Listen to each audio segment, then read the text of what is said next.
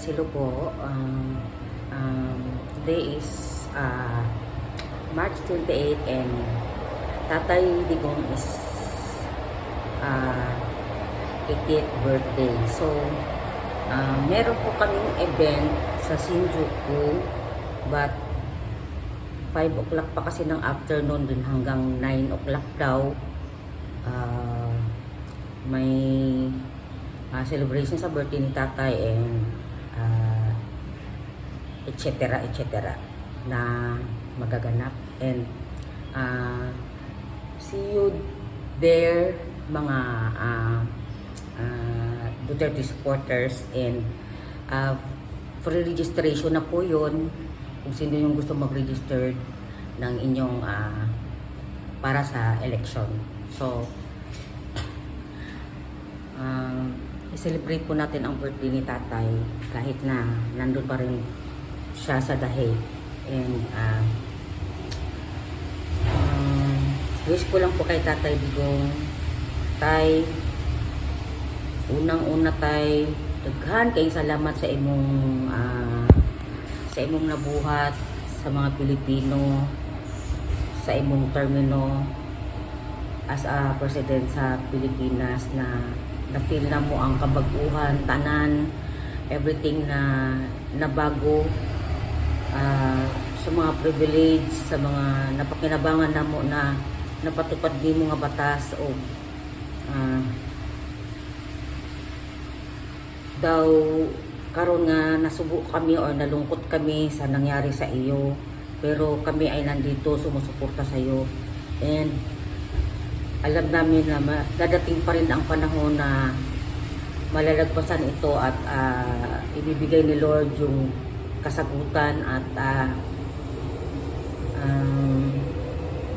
mapaparusahan yung mga gumawa sa iyo sa mga maling desisyon, sa illegal na pagdukot sa iyo papunta dyan sa The Hague, na nilitis ka dyan na illegal na sa ibang bansa pa. So malungkot kami, at the same time masaya kami ngayon dahil birthday mo, i-celebrate namin. So nananalig po kami sa Panginoon at sasagutin niya lahat itong ano man ang nangyayari ngayon, kasi lahat naman ay may hangganan, lahat naman ng mga kaabusuhan, paglapastangan, lalo na sa pagsuway ng batas natin ngayon na sinuway ng bago ng administrasyon ngayon. Yan ay merong ano yan, may balik sa kanila. So stay put lang po kami sa sitwasyon. Kumbaga sabay lang kami sa agos ng buhay, and kung kailangan namin magsalita, magiging boses kami ng bayan, gagawin po namin tayo.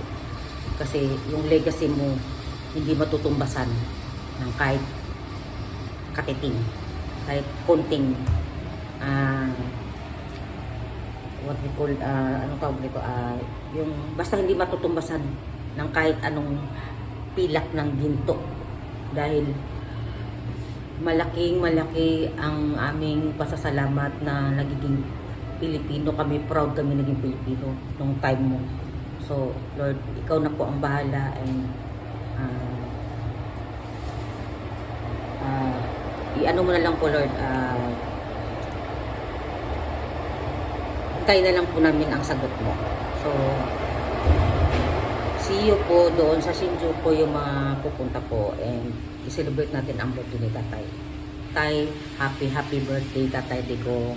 We love you so much, and God bless, and health is well. So magpalakas po kayo Tay, and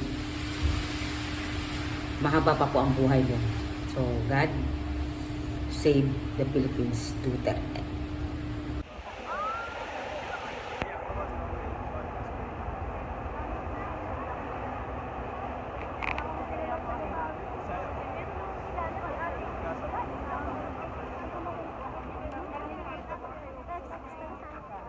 Guys, nag-viral ito ngayon. Ito ang gamit ni Bibi Sara. This is made in Korea.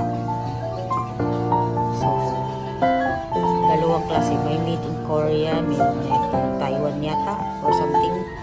Pero ito ang aking bet. Sa wakas, nabili ko na rin